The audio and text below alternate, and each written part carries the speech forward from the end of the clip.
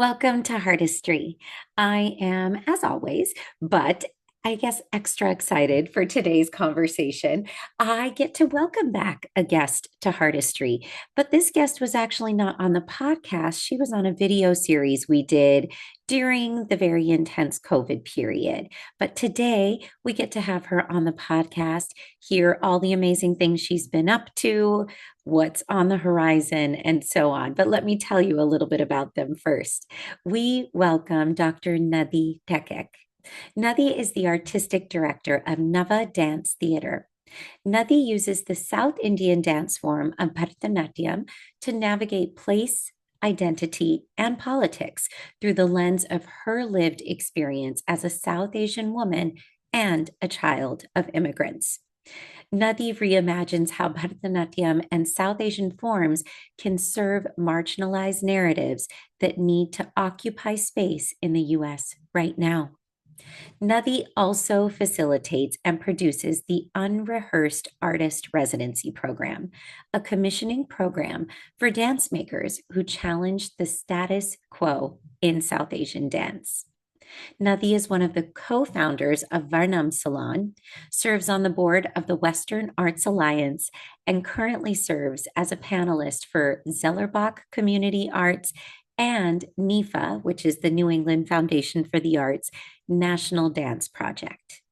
Nadhi's work has been supported through the NEFA National Dance Project, the MAP Fund, National Endowment for the Arts, California Arts Council, San Francisco Arts Commission, and others. Nadhi was also recently awarded the Dance USA Fellowship. So, needless to say, brilliant artist, arts administrator, arts advocate, all the things. And Nadhi has a performance coming up in March of 2026, which we're definitely going to hear about this amazing project, Rogue Gestures, Foreign Bodies. This is taking place at Dance Mission Theater in San Francisco and sources community interviews, historical texts, and poetry to explore the intersections of labor, agency, and belonging in our South Asian ancestry. Please join me in welcoming Nadhi Thekkek to Artistry. And here Nadhi is. Welcome, Nadhi, to Artistry. Hey, I'm so excited to be here. Thanks, Farah, for having me. Oh my goodness, you know how much I love being in conversation with you in any way. But I'm so glad we're taking this time to really kind of go a little deeper and yeah, just all these amazing things that you continue to do and what your takeaways are from them is what I'm really excited to share. And so, we heard a little bit about you in the introduction, and we're certainly going to get into your dance, work, life, the way you traverse all aspects of you. But what I really love to do in this podcast is sort of start from the beginning. And that's really hear your origin story, where you were born, brought up, anything about your family history, and we will eventually get to the present. Oh my gosh, wait, I think we might have to start again. I found the cat is meowing. Oh, no, no. I love it. Go do your thing. Yeah, I'll hang here. Okay, let me just get Yeah, her. you're fine. Nadhi was trying to get her cat before we started recording, afraid we'd hear wonderful little meows, but of course the cat chose to hide. So we're just taking a moment to handle that, and then Nadhi will be back. But that's how real life rolls. So I've got no issue with it. We're not going to edit this out at all. But let me actually just make mention. I mentioned in the introduction, for those in the Bay Area, you have a chance to see Nadhi at work. She has a show coming up on March 13th in San Francisco at Dance Mission Theater. Tickets are still available. We'll find out from Nadhi what the best way is to access those. But again, Friday, March 13th. And Nadhi is back. Hi there. Oh, Ah, good. Gave me a chance to do an extra little plug for your show. amazing, amazing. So, yes, anything again in this Origin story. realm of an origin story? Yes. Oh my gosh. I think I think my parents are my origin story for sure. growing up. Like my parents came to San Francisco. They were there for a while. My mom came first, sort of working as a nurse, first as a student, and then sort of working in hospitals. And then my dad came over, and I arrived a year later. So I think seeing my mom work, my dad sort of doing everything else, like partly working, partly sort of managing the home stuff, and sort of being a real team with my mom was like how, like it informed the way I look at life. And I really thought everyone's lives were like this. Like moms work at night, and then, dads do everything during the day. And it was really much later that I figured out that that's not how most people sort of were being raised. And I think they've always just been like, you do what you want. We're not going to push you, and we can only motivate you so much because you need to find that motivation for yourself. And I remember being like, as a teenager, being like, man, I wish you pushed me a little more. I could have, done this and that. But now I'm like so appreciative of them sort of just letting me take the lead on what I wanted to do. And yes, maybe I could have practiced more and like done a little more studying, as a high school or whatever. But now I know like all the things I decided to do, it's because I wanted to do them. And I was really able to take the things I loved and run with them, like, when I became an adult. So I love that. trying to take that part of how they parented me, like into how I, parent my kiddos. And then for dance, which I think is really my origin story, learned dance growing up in the Bay Area. And my parents are not dancers. My dad is a writer and like an actor, but dance was really not really a part of their like world. And I think like their parents were sending their kids for dance. And so it's like, okay, they can all go together. So I like learned dance with my best friends, and it was always just about hanging out with my friends. I didn't. I'm a big practicer. Like I was pretty delinquent, I think, in class. Again, it's because my parents were like, I'm not going to make you practice if you don't want to practice, but like there's consequences kind of thing. And I think it was really in high school where I was like, oh, I think I like this, and I think my teachers in there was one I think production. I remember thinking like, okay, this is my last year. I'm going to do track and field. Like I'm not that good. Like let me just like call it. I think it was in ninth grade or something. And I think ninth grade is kind of a time, right? You kind of make a choice about like what you want to do. And she was like, okay, I'm putting you in this position in the show. You better practice. Like you better show up for this. And I was like, oh, and I think it was like the first time I felt like I had to be accountable for like how I class. And so I remember like for the first time on my own practicing every day and like making sure I don't look bad. And I could feel like something changing in how I wanted to dance and how I wanted to practice. And I think from there, it kind of just became clear every year that there was something about Bharatanatyam or dance that like kept me focused, and like actually I found the motivation to keep practicing and dancing, and doing my iron gauge drum and stuff was all a big part of that journey. And this was all in the Bay. Yeah, all in the Bay. Okay, so I'm sure we'll get there, but I totally thought your childhood was more in Texas. No, I moved to Texas for graduate school. No way. I thought that was your childhood. My God. This is what I love. People I know, I learn things. And actually, funny story. My mom and my aunt actually went to classes at SF State with Guruji, with your Guruji. No way. What years? Do you remember? I must have been like 2 or 3. So I'm dating myself, like 38 years ago.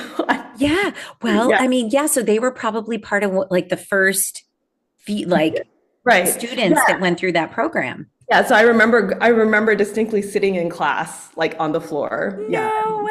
And then they didn't, I think they continued for a little bit, that they stopped. My aunt ended up doing Bharatanatyam and sort of taking me to Bharatanatyam class. We continued. So cool though. I had no idea of that. But yeah, so went to college in LA at Loyola Marymount, and then which was hugely informative. I think definitely a part of my origin story. And then moved to Texas for graduate school, which was also okay. So your parents are still here in the Bay. Yeah. My parents. Oh my goodness. Okay, this is like wow. I had no idea. I totally. No, I'm not a Texan. I am California. Yeah. San Francisco. Okay. Now, I am curious. Dance is obviously creating more of a presence in your life, like you said, in high school, all of that. When you went to school, even at Loyola, um, what role did dance play in your life when you moved away from home So weirdly, from there's your like teacher? two things that I think like two sort of staples of how I see dance. Like when I went to college at Loyola, I like barely danced. Like I was really focused on school, but not even like the academic. I did engineering, but um, Yeah. it was like the whole college world, like being Yeah. on the board of different clubs and like events and like sorority and like, and I think being at Loyola, it being a Jesuit school, like social justice was really central to Yeah. how I operated outside of, like it heavily informs, I think, how I even operate in the dance world now. Mm, Like how do we look at our work from the lens of justice and inclusivity and like what art can do for all of us and like our communities. And I think that's like heavily influenced by my time at yeah. Loyola, for sure. And then so again, danced very rarely. I think sometimes I would come back and do productions or something, but did not practice, like did not have time, was not interested. And I kind Yeah. of thought there was no future after that. Like Sure. Yeah. I was really aware that you could even become a professional dancer or like beyond teaching. And I didn't think I was a teacher, And so especially to be frank, even though we had teachers, who had done that, yeah, it still felt very removed from our reality, for sure. right? I mean, I never once thought that that was something I could take on. I think the closest thing I was like, me and my friends can go become backup dancers in Bollywood movies. I think Yeah. that was our like, okay, dream scenario. Yeah. And still back there, like maybe it's still possible. Okay, but then went to graduate school, and then my work was more or less 9 to 5 or 9 to 6 or 9 to 7. At least there was like some evenings free, which in college I felt like there was no. You were just like go go go. Ah, right, All right, right. and so then I was like, oh, what do I do for fun? Like it was, and then I was Yeah. like, I would love to find a dance class again. And I found Padmini Auntie, who's just the like love of my life. I feel she's Mm. so amazing in Houston and been there for a long time. There are a couple teachers there, her and Rathananti, that have been there forever. And just, I think they have this amazing bird's eye view of art and dance. And they're just like, if you want to keep dancing, that's amazing. Like in whatever capacity, like I'm here to help you sort of do that. Just super generous, go to class. And it was like the same style. So I knew a lot of the pieces already. So I felt Ah, like integrated right away. And she was the one that was like, we have to see all different kinds of dancers, all different kinds of styles and shows. We go to India, we'll go see dance there. And it was really through mm, her encouragement that I realized, oh, there is a career that looks like professional dance. There is, yeah. it may not be attainable or accessible for us still, but it exists, and encouraged me to take workshops with other teachers before that became a thing. Now I feel like it's like very much a thing. Like Sure. come into town, But they do a that workshop. is still rare. Yeah, Uh, I would say before it became a thing, as far as even the offerings, yeah, but to be encouraged to do that then, and for some still, even now in current day, yeah. even though there are opportunities to do it, it's not necessarily encouraged by one's teacher. Yes, and I think it was also a testament to how she learned Mm, because her teacher Lakshman Sir, Adyarke Lakshman, late Adyarke Lakshman, he when I would go take class with him in Chennai, he would be like, what's up with kids these days, like meaning the teachers these days, like they're so like holding their students too close. We used to send our students to other teachers all the time. awesome.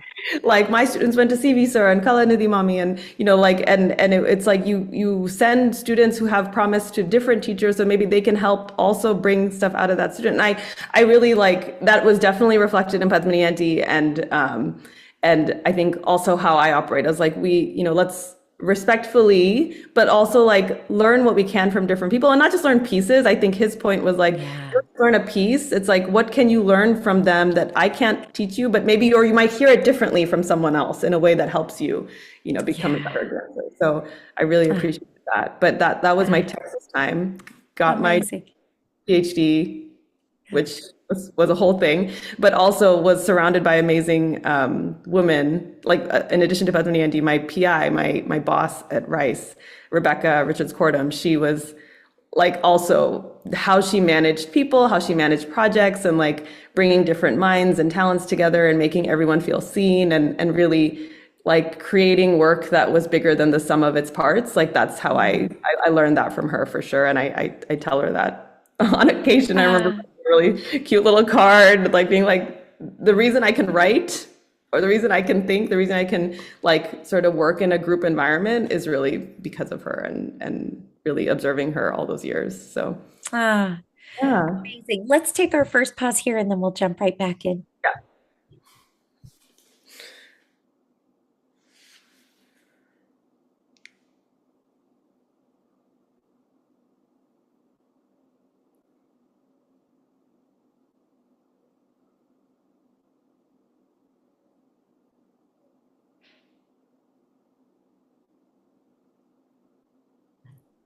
Welcome back to Heartistry. This is Farah Yasmin Sheikh, and I'm already in what I could say is a super just enjoyable and delightful conversation with Nadhi Thekkek.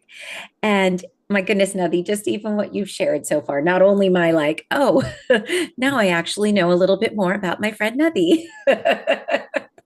but but something you just said, having this conversation, which obviously because we both occupy this similar space of dance of South Asia and often the baggage that comes with it, the baggage we carry, the baggage that our teachers carried and handed Right. over to us and so on. But to hear these just refreshing anecdotes from your perspective of just diversity in thought and opinion. And I think verbalizing those and acknowledging those are so important because they can be normalized. They should be normalized. And something you said really it struck me. As you know, I trained with my guru for almost 20 years. Um, didn't leave on the best of terms. Certainly it was not a positive thing in the community that I had done that, but I knew it was something I needed to do. And then, unfortunately, very suddenly, he passed 5 months later. I don't know that we would have reconciled, so I don't hold on to that specifically.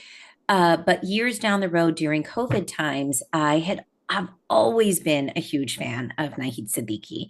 Yes, of course, my Pakistani connection, knowing of her in that way, it inspires me to know that there are women of both her artistic caliber and just her history, past to present, what she's doing for the form, the way she was politicized, and essentially the dance was weaponized, and all the things. And so during COVID times, I reached out to her because, as many of us were interacting virtually, it gave me that opportunity, and I had never ever thought about the idea. And we were not encouraged to take workshops or do anything. Going to performances, yeah, actually, Guruji did encourage that. And we'd have dialogue about it a little bit, critical dialogue, and so on. His organization that I was part of, we hosted festivals, brought in other artists, so I got to see a lot of different artists, Kathak and otherwise. But taking a class, it was almost like it stirred something uncomfortable in me, but I'd also never felt the calling. So I figured, let me follow that. And so she was open, but I still remember my first, just we had a phone call before, and she said, Farah, you're very evolved in your career. You're a professional. Like, what can I give you? And I said, honestly, I'm not coming in with any expectations. It's something I want to experience with you, only, of course, if you're comfortable. Something she said to me just in that first conversation was, I have so much, and not to mention so much to her character and integrity. The first thing she did was offer words of support and remorse for Guruji's passing. And that, just spoke to her character so beautifully. But and then later she said, which she said, prefaced it with absolutely no disrespect to your guru and your training. However, what I've seen that you've shared in video, I feel like you've never fully achieved the potential of your body. And there was just something in that was like, whoa. And Yeah. then what she kind of guided me to do, which I didn't honestly spend a ton of time. I got some in-person time with her during a trip to Pakistan, and then life got busy again as things opened up. We have a lovely rapport, but she opened me, quite literally opened me mentally and physically. in such a short amount of time just to think and feel differently. And I pass that on now in my teaching. I mean, I can, like, I've been watching you dance for, at this point, I feel like decades. Like, decades. And I've always, been drawn to your movement. And I think in the community, it's always like, oh yeah, Farah dancing was always such a big deal.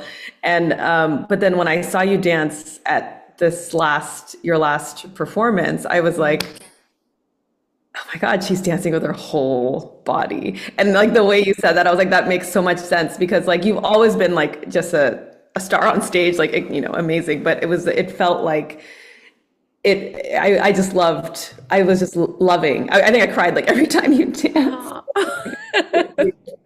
But it was also like, I think as we get older, we do need guidance. Like I don't think it ends, even if our relationship with our guru ends or for whatever reason, and I think because I think for myself, I can speak for myself is this practice is about humbling yourself in class.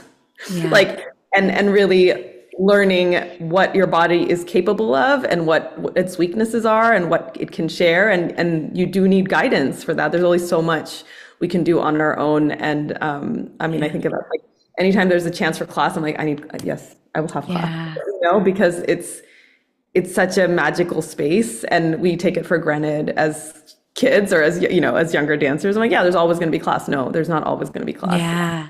Totally. A few years ago, I even started taking hip hop classes. Yes. And I felt so awkward. As much as I love hip hop, I felt so awkward, partly because I was so self-conscious. I was putting a lot of pressure on myself, like I should be catching this movement, all of that. And then I'd look at myself in the mirror and I would find myself laughing at myself. But those were actually really liberating moments because that was okay. And it was also so important for me to be a student again. Because, it's now been 12 years since I've been in front of Guruji and again, even with Nahiji, such a short amount of time. So it's both just like trying just different things to take ourselves out of I also love watching other people teach class, not even always taking it. Best. Yes. Oh my God, I need to come to yours. I've often even thought like, would Nadhi let me take the class? I've literally never tried it. Oh my God.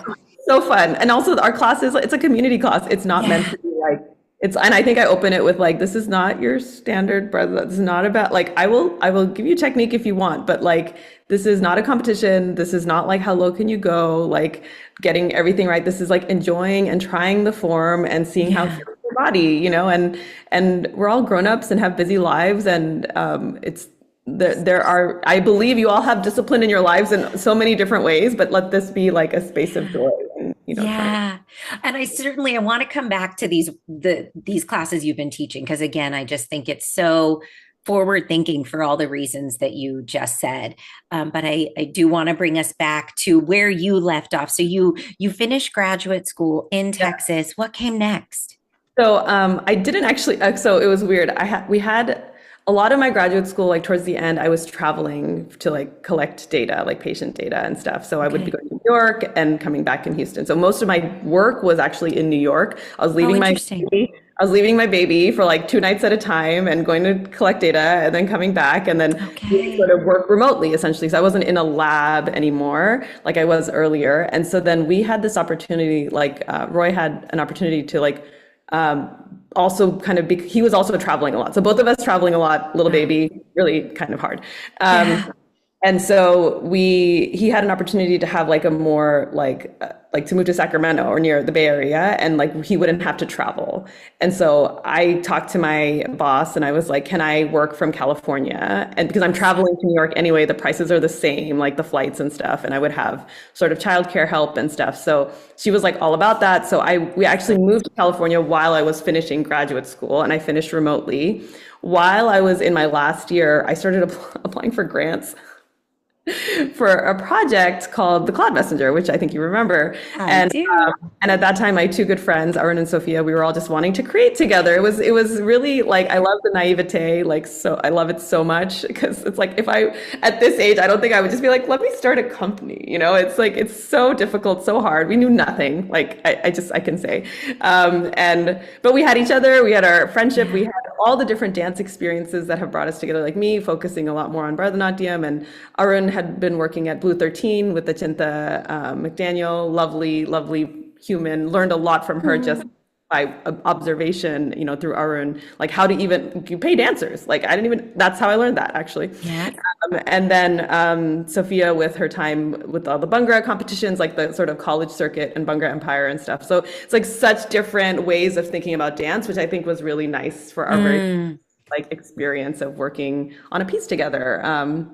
And it And was then a beautiful show. Like everything, the way you set that up, as far as the naivete aspect of it, like that was not at all obvious to any of us that's because okay. it And was like awesome. I did remember thinking like because my first teacher and we don't talk very much now, but I remember her saying sort of one of her last words is like, you guys don't really know enough to be doing what you're doing, which I appreciated that feedback, even though it was like, ooh, that's tough. But Yeah. it was also like, I do want to learn music. So I did start taking music classes, learned with Anuradha Suresh. She took adult students and I was stumbling through class. Like I'm not a little kid, and she was so supportive, and it really helped me like really think Mm, about music and compositions, and able to just work with musicians, and had a wonderful mentor in GS Rajan who made the mm. music for that piece. Yeah, I Broken remember. Seed. So it definitely felt like a community effort to like even learn how to do this. And I think even Bharatanatyam is like typically seen as like a solo form, but even solo dancing requires like so much support and training from So so many true. different parts of your lives, and like friendships and mentors, and it can't just be actually a teacher actually, and that would be so much pressure on one person to create like a holistic like dancer, creator, Yeah. choreographer. So I do think it is a community effort, like it takes a village. So I think that's yeah, we got a little bit of funding, and then at that point I was like kind of looking for jobs. I had just graduated. I was not really looking for jobs. I was like, It's I'm all in the working past. on a project. I was like, I don't even know if I sent a single application. But it was like a lot of lectures from my friends, like, you need to apply for postdocs and stuff. And I'm like, yeah. Let me just work on this project and then I'll apply and then we'll see what happens. But I think once you start something like this, Yeah. it took over. It just took over. Like I couldn't focus on anything else.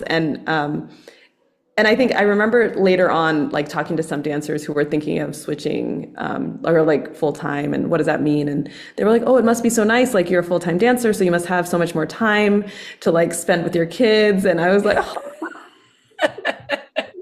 "Can I go back to a different job?" Yeah. Because like it's like 24/7. Like Totally. you're working all the time. I mean, it just never leaves your brain. Like the whether it's choreography, like for me, it was mostly choreography and grant writing. For many, it's teaching and choreography. There's so many different parts, but you really can't let it. And all the administrative, like you said, the grant writing and all the Yes. production is administration. It's as much as it's tied to the artistic, it's the logistics, the Right. coordination, it's so underplayed. And I Yeah. think what I've like sort of needing the vocabulary to describe what we all do is like Yeah. we're also all producers, actually. Totally. And I think Totally. that you think we're dancers and we're doing the producing, yes, sometimes out of necessity, but also we do a good job, like raising Yeah. the money, like getting everyone paid, like booking the venue, marketing, like all that stuff is like selling out houses. That's a producer's job, and I think it's like we have to get used to calling ourselves like I'm a choreographer, I'm a dancer, I'm a producer. Like that's the Yeah. things that I do. Nadhi, I still remember the first time I met you, and I was even referencing this. God, I can't remember who I was with, um, but I still remember it was at Dancers Group, which, That, as you know, is a phenomenal organization. You were fiscally sponsored, I think, by them at that time, yeah, right? yeah, And I was on the board at that time. It must have been like 2013, maybe early yeah. 14. And it was like a little gathering at their office, like a start of the year hang. And I remember meeting you and chatting with you, and you were telling me that you were forming this group of, Bharatanatyam trained dancers to become part of a performance ensemble. And again, I think it just speaks, it really does go back to what we were talking about before. It kind of speaks to what you've been kind of ingrained with, right? And so I remember being like, But so did you guys all train together and in like a slightly judgy way, and you were like, no, not necessarily. I was like, I remember that so clearly. right? It was such a profound moment for me because when you said no, and yet you also owned that like you didn't necessarily come from a super like at least maybe your first experience in that training dynamic was a lot more closed and Right, right, right. you referenced that there were some challenges that existed in your own personal history and you didn't I didn't get the detail of having this other really awesome exposure of this person's like no no do your thing um but I just remember being like oh my god that's possible because I'm like, one, how even, I mean, I was just shy. Oh, look at that thumbs up. Yeah. I was just shy of 40 at that time. Um, and just even still being in that environment where I don't think I'd stepped away from my Guruji yet. I can't remember. But basically, up until the point that I did, everything we did, even as adults, you needed that ashirvad, that blessing to go and perform, to go and do certain things, right? And so there was that. So, let alone the idea of dancing with other people that were not in my Right, right. already existing community. And I remember being again slightly uncomfortable with this reality, but it really Remember it started like, too. yeah, it like opened my purview of like, oh my God, it's possible, you I know? so vividly remember that because I remember just being like this cheeky something, however old I was. Like I was Yeah, like, yeah, that's what I'm doing. And you're like, oh God, it's yeah. fucking I was wild, like, wow. and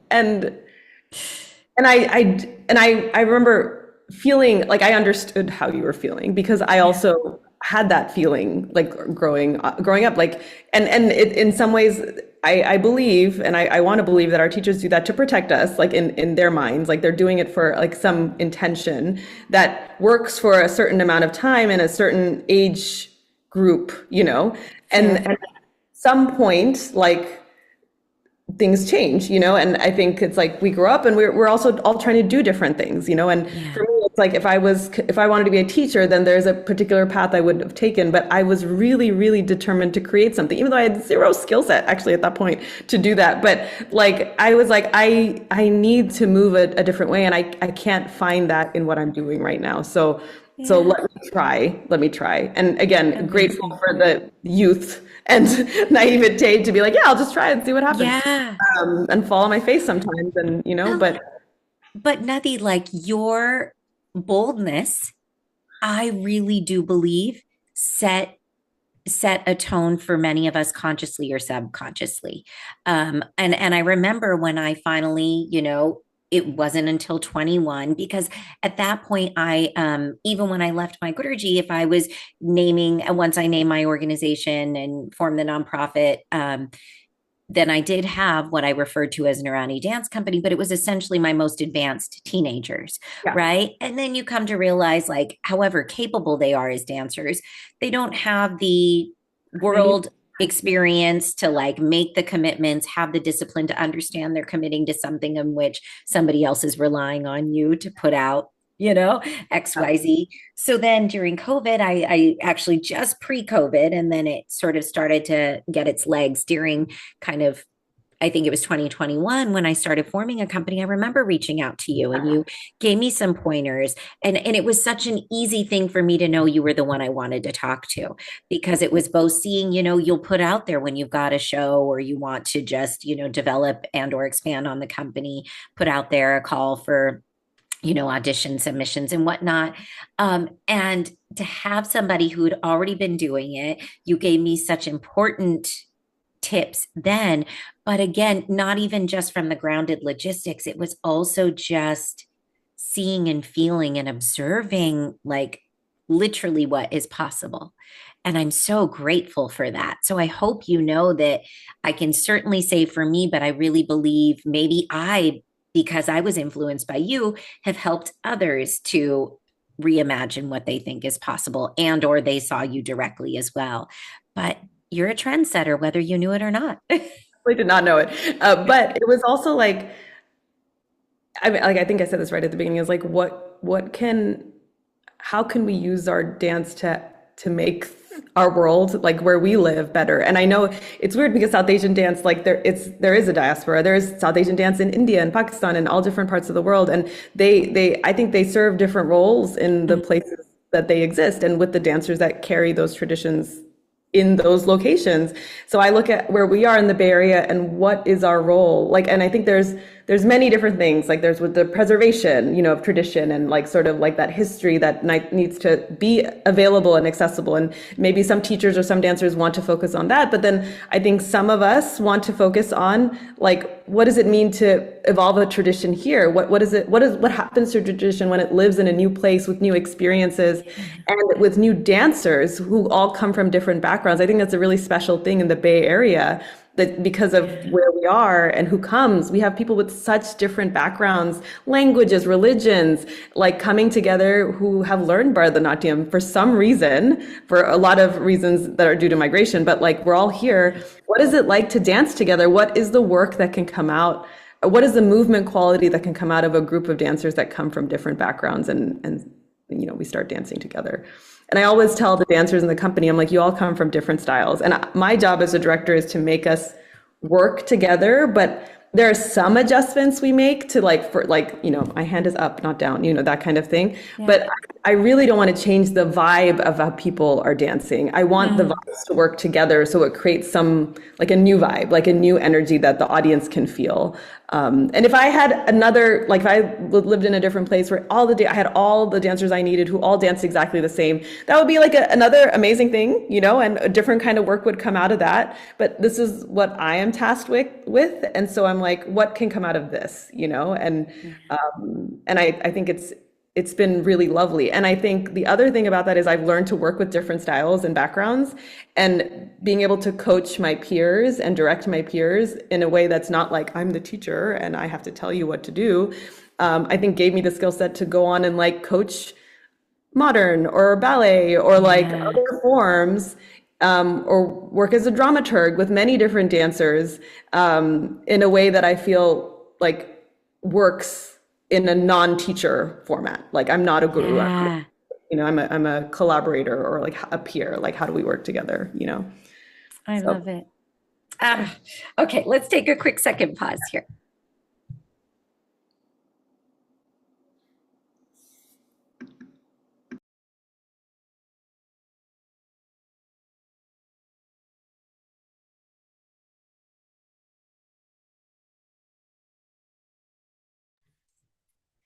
Welcome back to Heartistry. We have been chatting today with Nadhi, and I am chiming in quite a bit on things because you've just got me in my feelings, to say the least.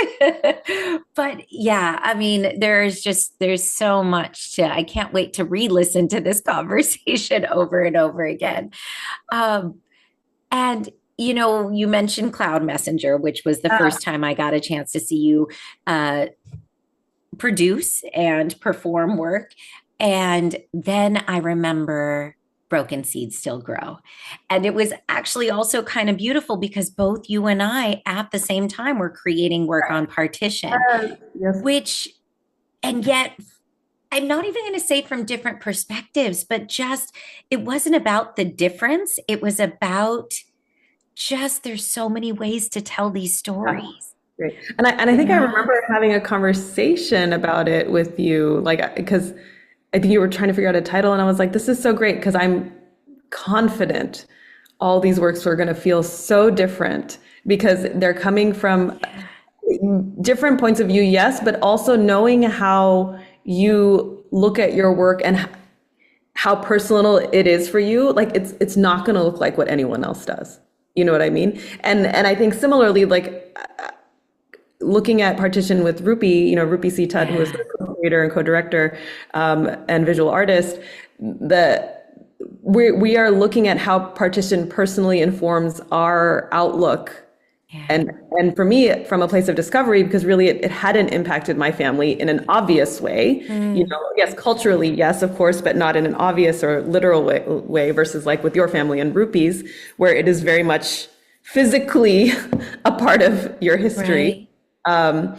But I think having that dialogue between Rupi and I was an important part of making that accessible to folks that I know, like what does this mean? And how is that related to where we are now, which is still I know. relevant? I know. So I think that it was, and I would say that was the first time I really had to look at choreography by myself. Mm, And I remember being a little freaked out because I was like, okay, I don't have my other friends, right, right. choreographers from the previous piece, and I was like, how do I do this, by myself? What is process? What is Yeah, And I was like, I know I can create music. I felt pretty confident about not create, like meaning like work with the musician and like right. get ideas down, and we can kind of produce music for a show.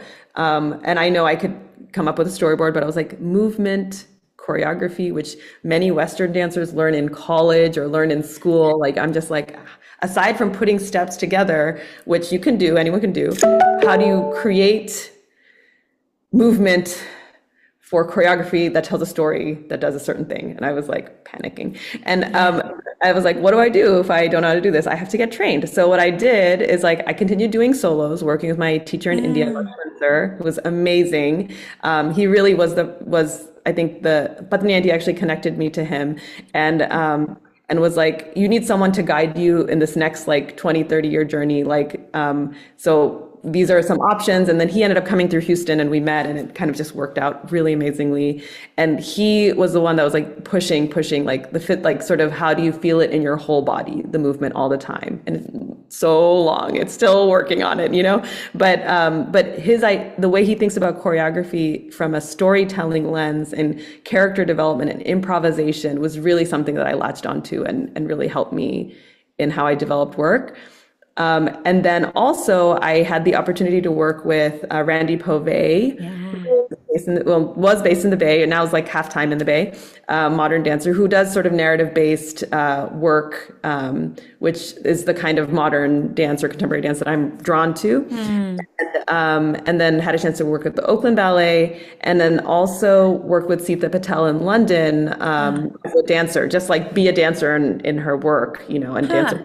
administrator, and just wanted to be in the room with people as they made things and see Smart. Yeah. what does it take, what does it mean to make something, or what is the process, what's step one, step two, step three, even if I don't agree with it, like I was like, what is it for someone? And Yeah. then having residencies like the Margaret Jenkins choreographers and mentorship and exchange was also like very formative. I'm sure I'm forgetting others, but like just like developing a process to create, Yeah. Yeah. and being confident in what I had and realizing, oh, it is a process, even though it's not in a book or something, Yeah. I think was really important and broken And through. I think often we don't think of dance as academia. But you mentioned, people take these courses and they get sort of trained on this. And we come from these really sort of organic traditions of, again, teacher student, even if the teacher is, there's a pluralization to that. But, so that we don't necessarily even think about it in that way. And I think the point is it doesn't need to exist in academia. There are, to your point, so many ways to learn and observe, and just absorbing and experiencing can be so profound, but you have to activate that intention, I think, is the point. And I think Yeah. just like, and then having also access in the Bay Area, and then maybe through the conference circuit, like other Mm, artists who are working in culturally specific forms, or like, I mean, so much inspiration from the Bay Area. I probably certainly forget people, but like Charya, Bert, like Jyoti, yeah. Vanessa Yeah. Sanchez, like obviously all you, like there's, and then like people I work with now, like Christopher Morgan and Rosie Herrera, like they're just there's like, Mm, what is form? It really is like, what are you trying to say with the form, or what are you trying to yeah. say, and how can our forms serve that narrative? I think just seeing people around me do this is also been really important, and finding inspiration where I find inspiration. I think that's been, Yeah. yeah. 100%. Yeah. Well, and I observe that in you consistently. And this makes me want to talk about your upcoming project, which I know is not the premiere. I believe I saw the premiere. That was the Livermore show, right? No, the premiere was now it's a preview because it's changed so much. Okay, as And it but should. We yeah, evolve. but in 2022, Okay. is when we got like sort of the first round of funding for that project, and that was in ODC in December of 2022. Okay. And sort of working on the pieces like after the pandemic, I whatever know. like between 2021 and 2022 sort of working on pieces, and then 2022 December sort of bringing it all together Got it. for a preview, and then feeling really good about at that point applying for like a touring grant, thinking okay, it needs more work, but we're on our way, we're Yeah. and then being able to change it up, I think our UMass Amherst residency was really critical in sort of creating all the elements that I felt like we had, but it was not incorporated into the show yet. And that's Mm. what we're sharing this time. Oh, Yeah, yes. yeah, yeah. Well, okay. So the project name, Project, Verb yes. Gestures, Foreign Bodies. Yes. Obviously, the title itself. Why? Why? Yeah, Yeah. why? Well, I always know what informed. I think the marketing is always like immigrant stories, like women, but the title and the stories like are first informed by like my mom and aunties in my life, who many arrived here as nurses, sort of on their own, sort of trying to make a life, and build a foundation for themselves and their families, and just doing all the labor that you can think of when it comes to being an immigrant woman, or any immigrant, any gender. Mhm. But definitely my point of view is seeing my mom, do this, and my mom and dad do the things that they were doing.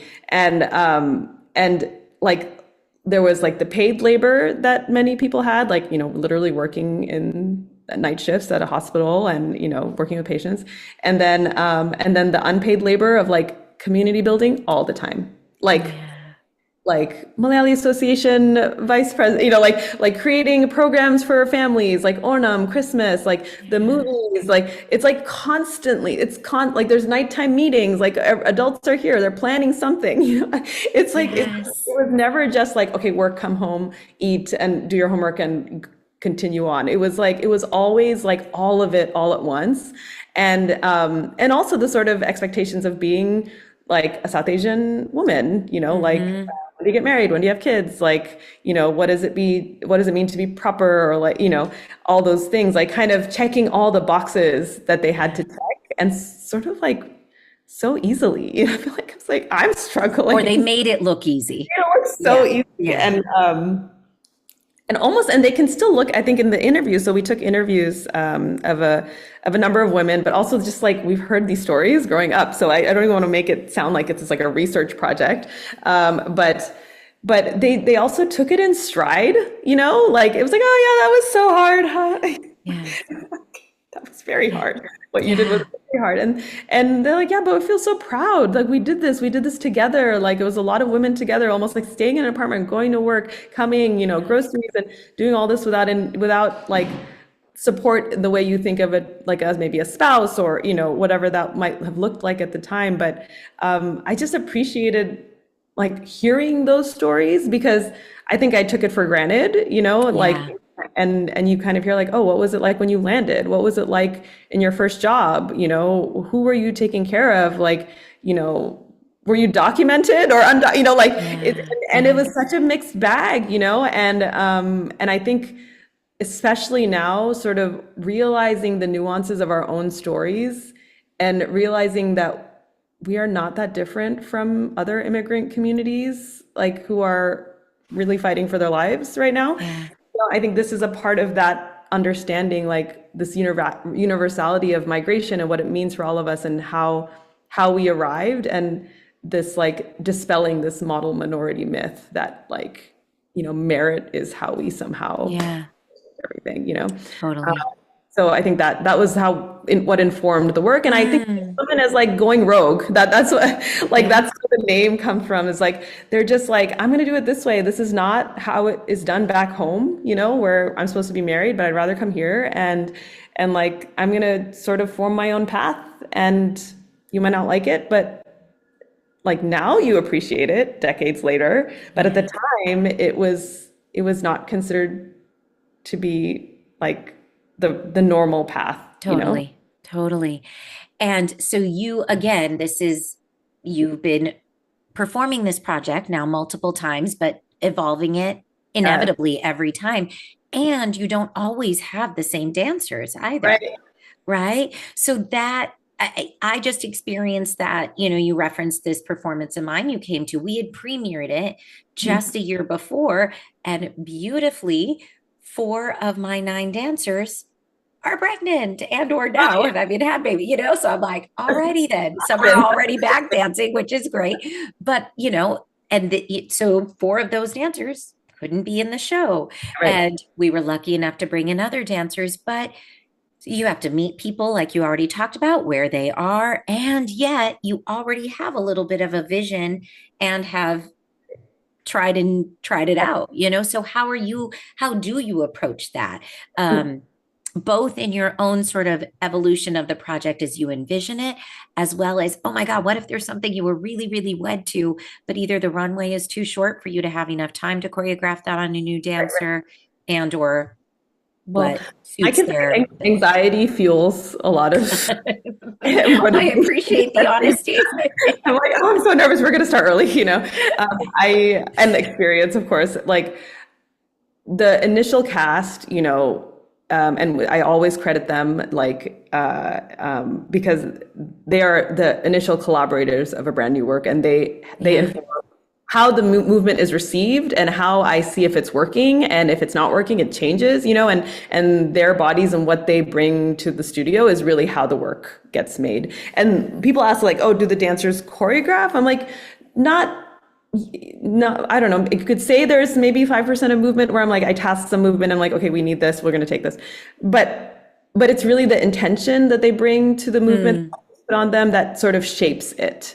yeah. And like I'm like, okay, try this, and it shapes the work. And then whoever learns it after is really just doing that choreography. It's much Mm-hmm. quicker to just learn that, when the work is. Sure.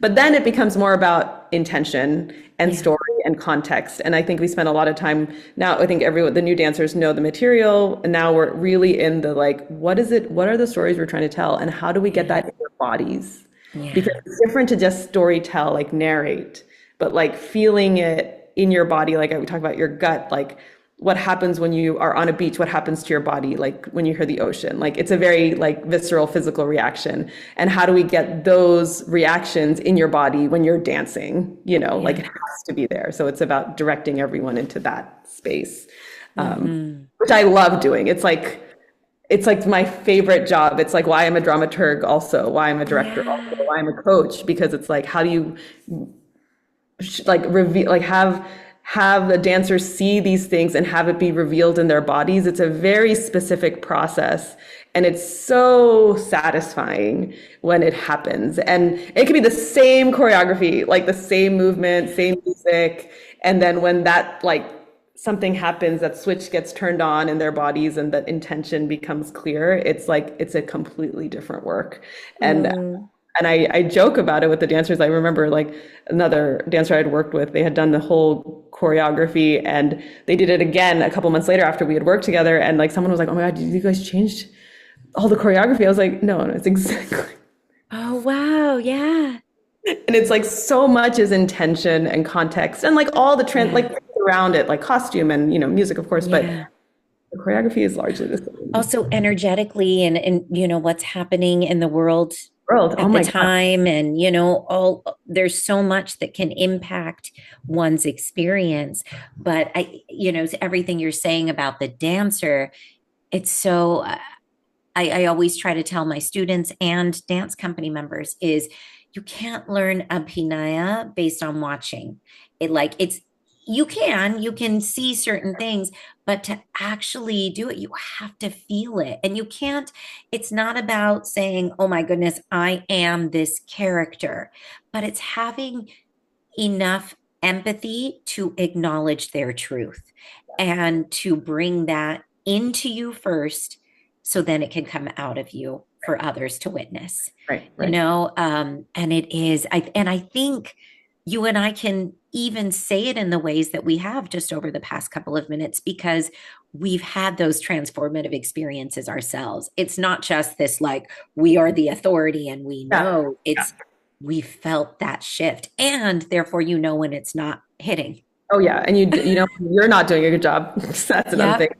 And Yep. and people, and I'm always like, is this real? Is this because it's like a dance magic world, right? It's not really like something tangible or quantifiable, right? When someone like has that moment, but I know when I teach in young arts, this happens a lot with the young dancers, and it's like we're trying to get them to have this moment, and then I see it, and I'm like, did anyone else see? Like, I hope, Uh, then there usually is like another panelist or something in the room while the dance. They're like, oh my God, yes, and it's like, yeah. and then they feel great. The students like, that's whoa, that's dance. Oh my God, Yeah.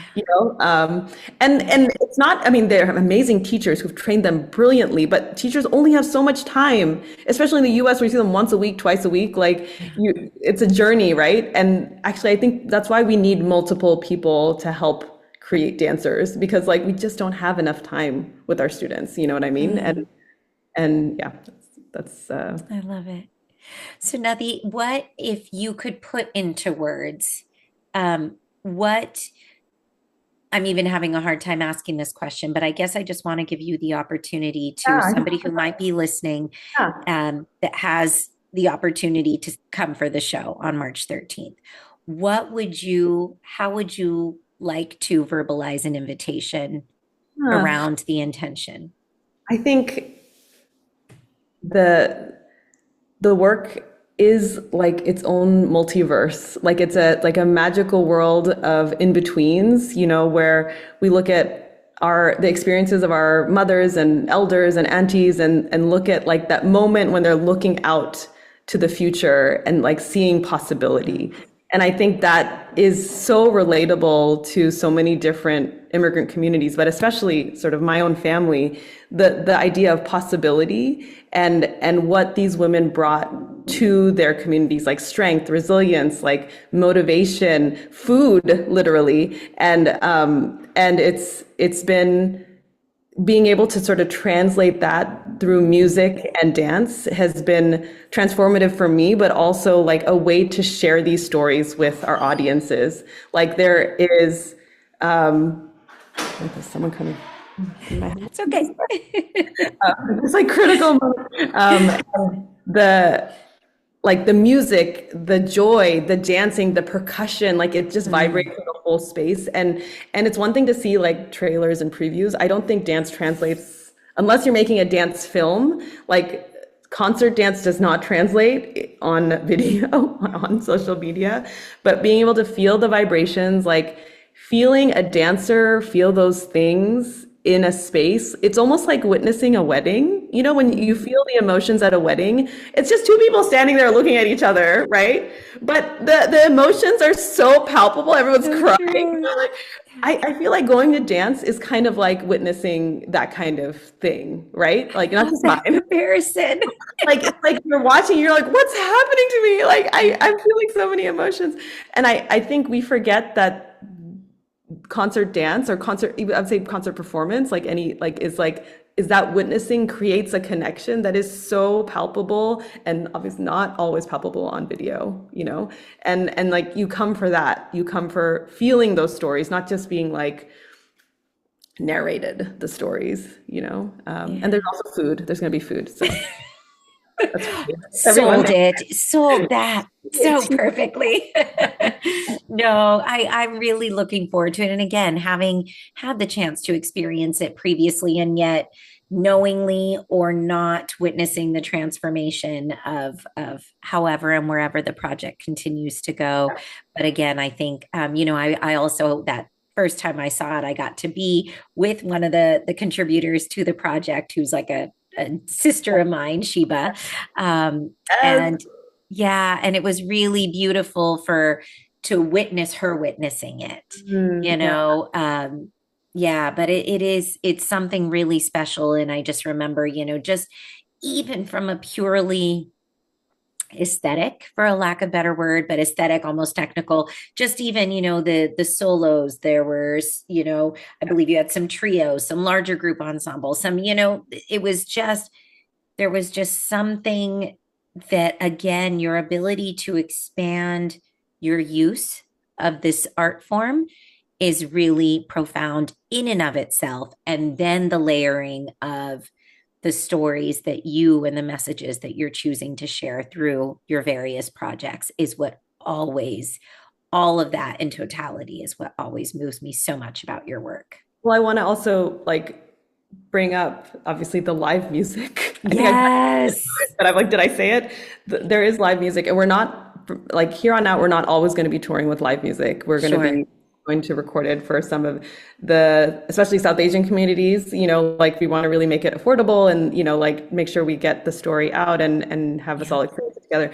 But we are doing live music, and Rupa Mahadevan and Kalai Selvan have co-directed the score, and with amazing musician collaborators. And as you know, with Indian sort of or South Asian raga based music, like everyone is a part of the composition, Yeah. and we all talk about it, like their improvisational skill set is really what brings Mm. life to all these compositions, Yeah. all the musicians, Arti, Matt, Connell, Aditya, and now we have Preeti doing Natawangam. So Oh, awesome. yeah, it's gonna be so fun. So I think the live music, it is such a work that is alive the whole time. And some of it, yes, is fixed choreography, but this, like a lot of it is improvised or in a structure that is improvised. So Yeah, we often don't know exactly what is going to absolutely. happen on stage, which is also what makes it really exciting and spontaneous and fun. So. I love it. So we mentioned Friday, March 13th, Dance Mission Theater in San Francisco. What's the best way for folks to get tickets? There is our website. If you go to navadance.org, I think the first homepage, like it'll be like get tickets, but you can also go to Great. Dance Mission Theater and they have tickets there. But navadance.org is sort of easy to remember. And you can just Beautiful. type that in and it'll get you to tickets. And Dance Mission, super accessible by BART. It's right in front of the BART station, the 24th and Mission BART station. But there are also parking options, which I'll send out in emails if you buy tickets. So but I hope it's one night only. It is not a huge theater. So Yeah. if you're planning to go, get the tickets and don't Now. text me on the day of. Yeah, God, no. Oh, It happens all the time. it really does. Yeah. And I'm curious. I personally love the month of March. It happens to be my birth month, but I also do love International Women's Day and Women's History, all of that. Was this intentionally planned for this month? I wish I was I that. mean, hey, it's working. So I'm gonna put the invitation out to honor the women of past Yes, and present. And this is just, yet another way to do that. yes, And love it. so Love to see it. This is definitely a show. Like from now that we've done it all over the country, and we've done it in the Bay Area a couple times. But it's like one you want to bring your parents to. ah, It's it. I think even in the premiere, people were like, "When are you doing it again?" Because I want to bring my mom. Like I oh, want to that's a bring. good idea. I So didn't see. yeah, I'm gonna it's go get my mom a ticket. yeah, it is one of those things. And actually, we've gotten a lot of feedback in the first version from our elders to be like, I didn't understand these parts, or like, why did you talk about this? And that I really took that seriously because I'm like, I don't want this to live in sort of abstract dance world where like no one understands what's Yeah. going on. And so everything we added was since then was really like in response to some of what our elders said when seeing the show. And so I do want more people like. Oh, beautiful. Thank you for mentioning that. Yeah.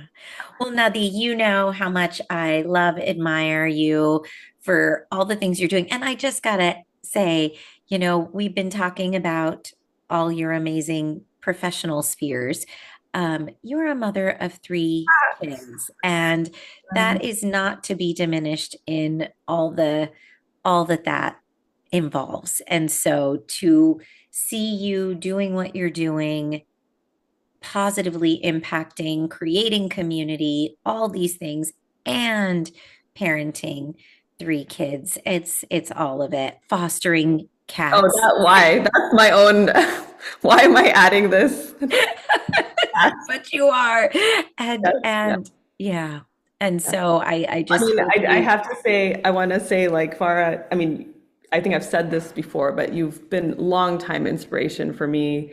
Like I know I feel like I'm only like a little bit, I'm not, we're all getting older, but I remember distinctly as a child, like in high school and, like watching you dance and really coming back from Texas and seeing you dance in the company and just always being a big fan and always, like carrying yourself with such like, you're just like a classy lady, you know what I mean? And I've Thanks. always seen that, and just like ready to pick up the phone, and if I need something, if I have a question, like you're ready to answer, and really like it's a vibe that I also try to emulate, but it's so good when it feels so nice when you find like-minded folks who are also sort of like, what else can I do for artists? Like, and like really championing artists and arts workers and students. It's not easy. There's no time for it. Like you said, you're parenting. There's all life is happening, but like you really, the priorities in your life are very clear, and I love that we get to learn that from you. Oh, thank you. Thank you. Well, it takes a village, and I think part of that village is really reminding each other of our strengths. So I Yeah. hope you heard mine, and I will certainly receive yours. And because we're pretty badass and we should own it. But Nadhi, thank you for your time today. I can't wait to see you on stage very, very soon. And just continue to be in community and learn from each other, be inspired by each other, support one another, all the things. Yes, yes, ditto. Yes, thank you so much, Bara, for having me, and I'll see you at the show. Yes.